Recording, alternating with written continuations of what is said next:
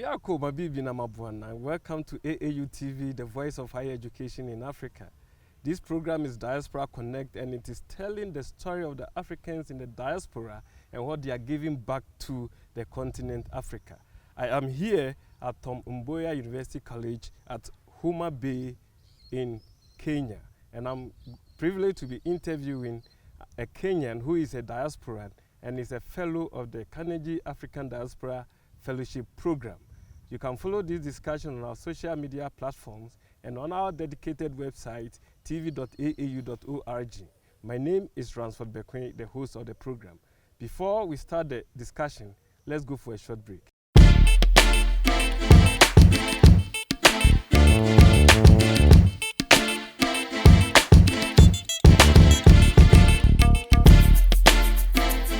Are you an institution or individual? Do you intend to organize a memorable event to be archived for future reference? Then look no further than AAU Studios, because it's your best bet.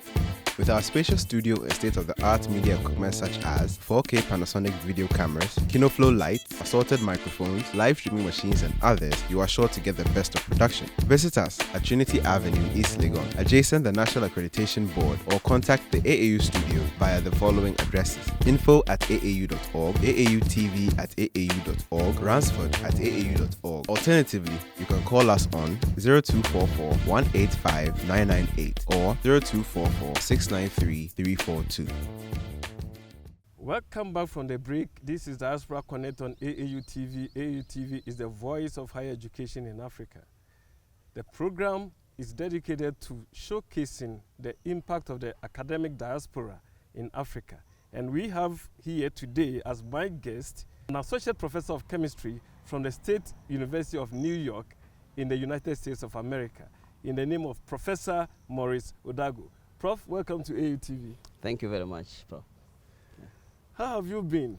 I've been great. Okay. Great, wonderful, yeah. I can't complain. Wow. Yes. Okay, we're going to delve straight into the discussion. Yeah. And this is Diaspora Connect, and we want to know the stories of the diaspora, their challenges, their prospects for Africa. But before we do that, can you tell us a little bit about yourself, when you left the shores of Africa and what kept you out of Africa? Yes, as a matter of fact, I schooled in Africa from the beginning of my studies up to university level. And I left Africa in 2003, that's about 16 years ago, to the US to study my PhD in chemistry. Upon completion, I was privileged to get a job with the State University of New York, college at Oneonta, a place that I love so much because of the opportunity to teach and work with the students there. At the same time, it has provided me a good environment to grow as a professional and also to progress and create an impact in the students. Now, coming back to give back to my country and especially to my county where I originally came was a good opportunity to come and bridge the gaps that I can see exist between my home institution and this host institution for this summer. Yes. Okay. Now, when you left for the United States of America, did you have in your mind that you were not going to come back to Africa? Not really. I went to the US and the goal was to study for my PhD in 5 years and then come back. Okay. But in the interest of the family and stuff like that and opportunities that came, I ended up staying for now, and it's been a good decision. Yeah. So you always had yearned to come back to Africa to do something? Yes. Did you have, apart from Kenya, did you have any other place in Africa in mind? Yes, I'm still interested in contributing to the extent that I can in every part of Africa. But as they say, charity begins at home. Right. I say that it would be prudent to at least start at home if they have an institution. As you can realize, this is a very young institution. And so starting from home here, And then going forward, I would come back here, or if my services are needed anywhere in the corners of Africa, I'll be able to contribute appropriately. Mboya University is a relatively young university. Yes. So how did you get to know about them? I got to know about it when I was in touch with the governor of the county when on a U.S. visit. And so upon meeting the governor of Homa Bay County, I was concerned about what are the progress in terms of schools and universities at the county, because as you know, this new dispensation of counties is new in Kenya. So at that point, he gave me the contacts to the principal at the university, who was very receptive. And when now it was time for me to look for fellowship, at least that's the first door that I knocked. There were many, many other schools I could have gone to, but this is the first door I knocked and it was opened. How difficult was it for you to get a fellowship to come back? It was, I can't say that it was very difficult, but earlier on I was shying away from applying for it just because of lack of time on my part, which are family based. But this summer I was having a little bit of more time, given that next semester I would be on sabbatical. So I had a lot more time and I wanted to spend, and I applied, and fortunately, of course it was competitive. You have to put up a good application, and I was fortunate enough to be among the fellows who were selected. From the Carnegie African Diaspora Fellowship Program. Yes. Right. Now you got here. Yes. Was it very easy for you, to integrate? Looking at people who have stayed out for quite a long time, they come back and they find the system not, as in their host countries. Yeah, one of the problems that, or the challenges that you find many people who go abroad tend to indulge in is you go out there and then you want to pretend like you're a different person. You forget your roots. To me, that's not a problem. I know myself. I know where I'm from. And so integrating in terms of adjusting back to the system was not as hard. Integrating in terms of being a young university and facilities and getting used to lack of various facilities, that is something that I came knowing. So that's why I'm trying to build bridges so that we can fit in those gaps and help where necessary. Yeah. There have always been, or there is a perception out there, that when the diasporans or people from outside come to join the local faculty in any African universities, they are treated preferentially. Are you receiving the same treatment, giving preferential treatment? I wouldn't say so. I was obviously welcomed well, and that is nothing unique. Africa is a hospitable continent. We like to welcome even our own who have been away for long. So if that's what I received, I didn't see anything special, but other than just the hospitality. Okay. Yes. Well, we are talking to Professor Maurice Odago, who is a Carnegie African Diasporan Fellow, and he is currently here at Mboya University College in Homa Bay, Kenya. We are going for a short break, and when we come back, we are going to talk about what is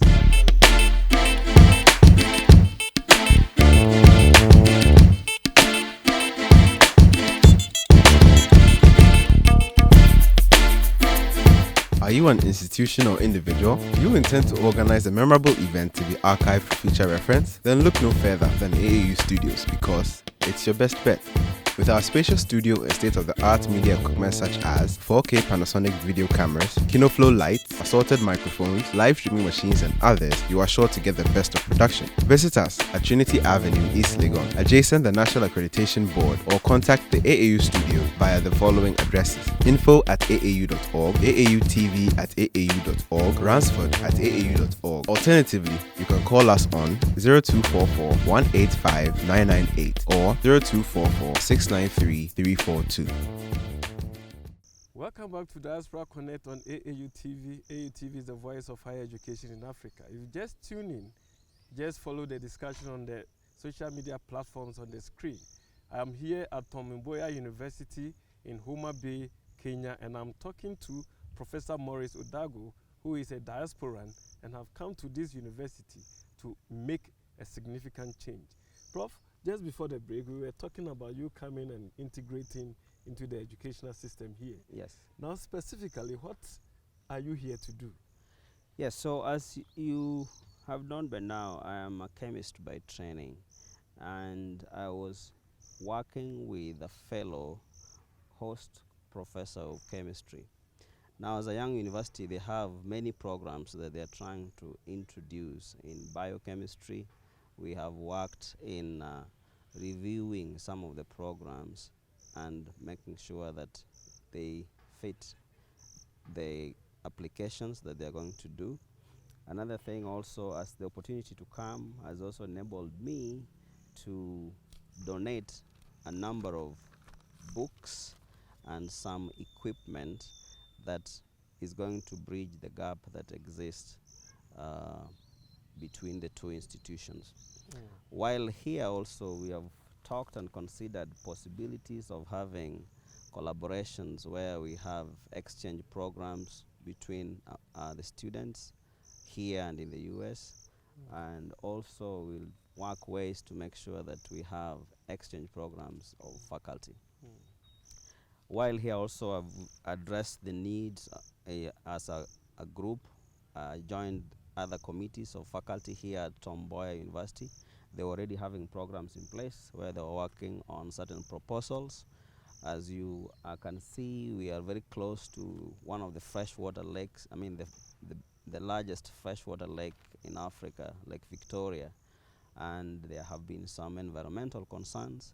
I'm privileged that in New York, at the State University of New York College at Oneonta, we have a very good lake management program. And because they're having issues to do with the lake, I have opened my eyes to see if I can work with my colleagues over there to see if we can have some collaborations, because they are really in need of some lake management programs. So that's one of the things that I'm going to pursue. Now let's look at the curriculum. Yes. So you are from two cultures, Yes. the African culture and then the American culture. Yes. Looking at the mode of delivery of the curriculum, what are the differences and what do you think needs to be improved upon in the African situation? Definitely the levels of innovation and technology are different. In the US, there's a lot more access to equipment and a lot more access to modern machinery or equipment for doing chemistry, more modernized labs and so on and so forth. So students are more exposed to practicals as opposed to back here. Now, the class sizes have not been able to, because the students were out, have not been able to see the classes. But by talking to my colleague, the class sizes are relatively big, and even in labs. So there are big differences. But one of the things that you see is that the students are very enthusiastic to learn. Yeah, and that's you see cutting across. And that's a good thing. Okay. Yes. So you've not met the students yet? I've met a sample of students, but because they're just starting school now, today, so there have not been so many over the summer. Are you role modeling any of them? A few, yes. Yeah, Some of a them, few. yes. Yeah, some of them. Okay. Yeah. Now let's look at the level of research Yes. here at the university. It's quite a new university. What do you think should be the focus of their research in the chemistry department? The focus of the research in the chemistry department, they have a lot of potential in the area. Lake Victoria right now is having environmental issues related to pollution, heavy metal accumulation, and things like that, and the fish production, because the people who live around here rely on the lake a lot. So the health of the lake and the agriculture around the lake is a key area that chemistry can help in terms of ensuring food security, and also everything that goes in line with what the government big agenda are for the next few years. Okay. So I think it's going to provide a niche of its own because of proximity to the lake, and also given the agricultural environments taking place around. So I see application of chemistry in the food industry, in the water management systems, and with time also with in the healthcare as well. Okay, and healthcare. Yes. Now, going back to the United States, Yes. what story are you going to tell the Africans in the diaspora? Is there a network that you can fall upon to tell them the African story?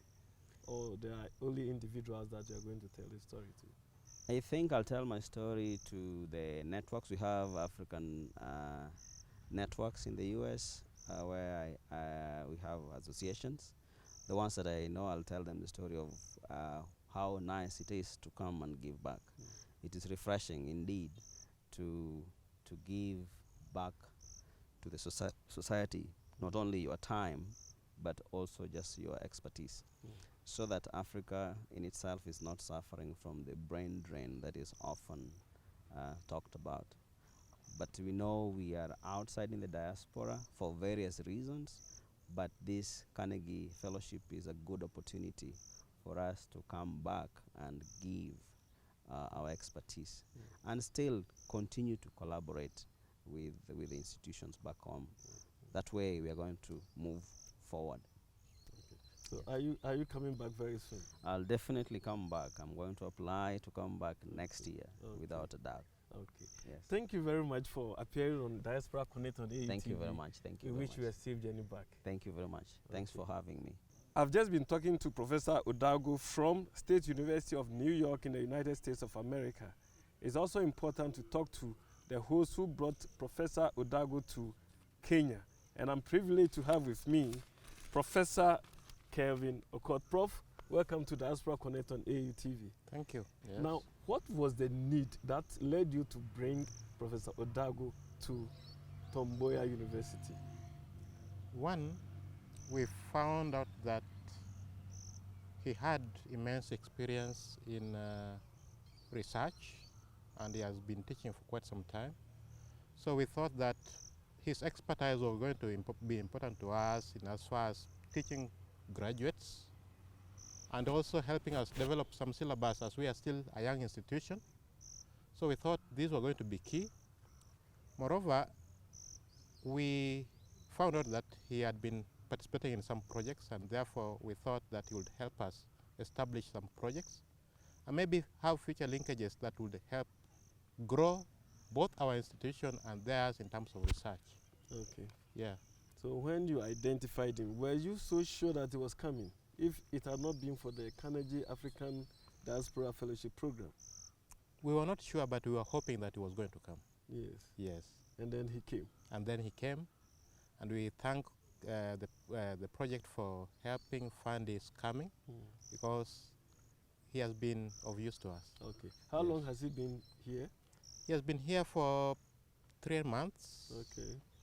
Because he jetted in on 27th of May, so we have been with him since then. Okay. Yes. So what are some of the significant things that you can testify that his presence here has been able to chalk?